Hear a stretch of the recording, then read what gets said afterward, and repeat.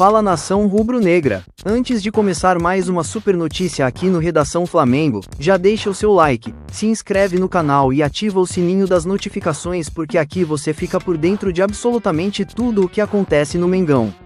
Notícias, bastidores, mercado da bola, análises e todas as informações do maior clube do Brasil você acompanha aqui, no Redação Flamengo. E o Flamengo deve mesmo fazer uma janela de transferências mais comedida no meio da temporada. Devido à questão financeira, o CRF não deve ir tão forte por grandes nomes do mercado. Mas a diretoria flamenguista vai se aproveitar de algumas oportunidades.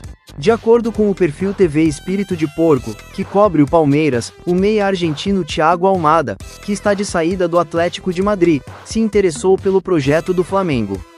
A apuração dá conta de que o jogador que se destacou no Botafogo, jogando futebol brasileiro, estaria vendo com bons olhos uma oportunidade de fechar com o rubro-negro carioca. Almada se interessou pelo projeto do Flamengo, publicou o perfil TV Espírito de Porco nas redes sociais. Vale destacar que o Atlético de Madrid já precificou o meia argentino. Os colchoneros topam liberar Almada por 20 milhões de euros, cerca de 119 milhões de reais. Essa quantia equivale a 50% dos direitos econômicos do atleta. É uma pedida alta partindo do pressuposto de que o clube teria apenas metade do passo do atleta. Almada vem abaixo no futebol espanhol e não conseguiu repetir o bom futebol que apresentou no Botafogo atuando na Europa. Mas mesmo assim, por ser peça de confiança de Lionel Scaloni, foi convocado para a Copa do Mundo. É claro que esse jogador for titular da seleção argentina e tiver um certo destaque no Mundial, existe a possibilidade de que o mercado europeu entre forte na parada e complique o Mengão para uma negociação. A próxima janela de transferência do Flamengo promete ser bem assertiva. A equipe deve buscar reforços pontuais e um dos alvos é a lateral esquerda. De acordo com informações do jornalista Pablo Oliveira, o Mengão teria feito contatos iniciais com o Lyon, da França, para contratar o lateral esquerdo Abner Vinícius. As primeiras conversas entre as equipes teriam sido positivas e há possibilidades de avanço para que o jogador defenda o Mengão a partir do segundo semestre desta temporada. Flamengo gostaria de finalizar o negócio antes do início da pré-temporada, em 19 de junho, para que Abner possa ser apresentado oficialmente. Ele é considerado uma das 3 principais prioridades do Flamengo para reforçar o elenco antes do segundo turno da temporada, revelou. Os contatos iniciais entre os clubes são considerados muito positivos e um acordo de princípio com o jogador já foi alcançado, completou Pablo. O comunicador ainda trouxe que a equipe francesa já está no mercado em busca de reposição para a posição e iniciou conversas com alguns laterais esquerdos. A equipe de scout do Lyon teria reativado o contato com vários laterais esquerdos, um sinal de que a saída de Abner está sendo considerada, finalizou o jornalista. No segundo semestre o rubro carioca ainda vai disputar a Série A do Campeonato Brasileiro e as oitavas de final da Copa Libertadores. O próximo duelo da equipe na competição continental é contra o Cruzeiro. O Flamengo terá um segundo semestre decisivos pela frente. Com objetivos importantes em jogo, o rubro-negro busca manter a regularidade apresentada para seguir entre os principais candidatos aos títulos do Campeonato Brasileiro e da Libertadores. Aproveitando a pausa no calendário, Luiz Filho, do canal Renascer das Cartas, fez uma projeção sobre o futuro do clube. Segundo o vidente, o Mengão continuará competitivo nos torneios e irá fortalecer o elenco com a chegada de reforços durante a janela. A carta da força indica que o Flamengo continuará forte, brigando pelos títulos e podendo ter um segundo semestre ainda mais promissor. No contexto geral, podemos resumir que o Flamengo pode vir com novidades, novas contratações e jogadores jovens, apontou o tarólogo. Segundo a leitura das cartas, o Flamengo tende a ter um período positivo no segundo semestre. Na interpretação do vidente, a equipe rubro-negra deve apresentar maturidade, inteligência tática e capacidade para controlar os jogos em momentos decisivos.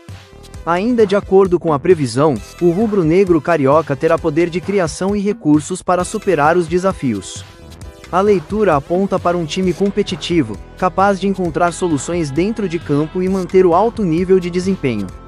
Por outro lado, Luiz Filho também fez um alerta em relação ao ambiente interno. Segundo ele, questões ligadas à liderança podem exigir atenção especial da comissão técnica e da diretoria. A tendência é que esses pontos precisem ser bem administrados. Durante a pausa no calendário, o Flamengo fará uma intertemporada em Portugal. Após o período de férias, o elenco se reapresentará para iniciar a preparação visando a sequência da temporada. O planejamento inclui treinamentos, testes físicos e a realização de amistosos. O Brasil realizará neste sábado mais um amistoso antes da estreia na Copa do Mundo, e é justamente a seleção canarinho quem mais tem jogadores do Mengão. Além dos 4 rubro-negros no Brasil, outros 5 atletas estarão nas seleções do Uruguai, Colômbia e Equador, totalizando uma receita diária ao Flamengo de R$ 497,5 milhões. Este valor faz o Flamengo receber mais de R$ 100 mil por dia a mais que o segundo colocado, o Palmeiras. Com Léo Pereira, Alex Sandro, Danilo e Lucas Paquetá na seleção brasileira, Arrascaeta, De La Cruz e Varela no Uruguai, Gonzalo Plata no Equador, e Jorge Carrascal na Colômbia, o Flamengo é o clube fora da Europa que mais cedeu jogadores às seleções classificadas para a competição. Veja mais, José Boto, diretor técnico do Flamengo, larga o aço em entrevista. Aqui são muito emotivos.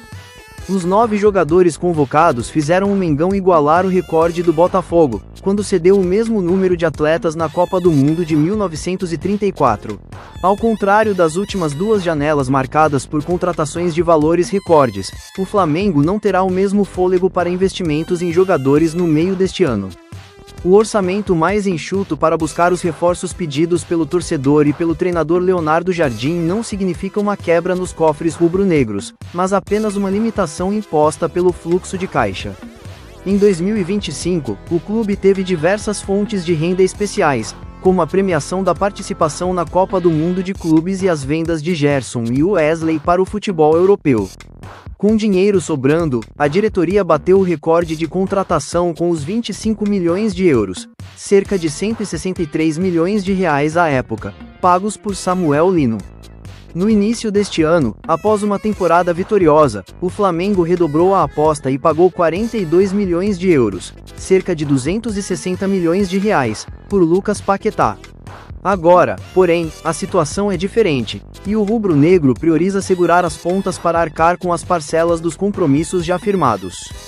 De um ano para cá, Carrascal, Emerson Royal, Endriel e Vitão foram outros nomes que a diretoria investiu alguns milhões de euros para adicionar ao elenco.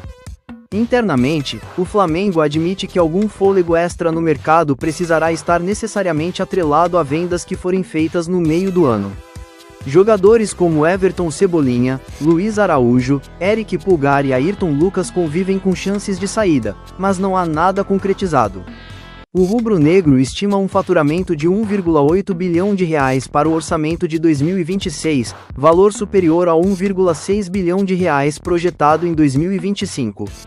Porém, é menor em relação ao que o clube efetivamente faturou no último ano, um recorde histórico de pouco mais de 2 bilhões de reais. Ou seja, são expectativas que vão mudando à medida que novas receitas aparecem, entre elas as premiações por títulos.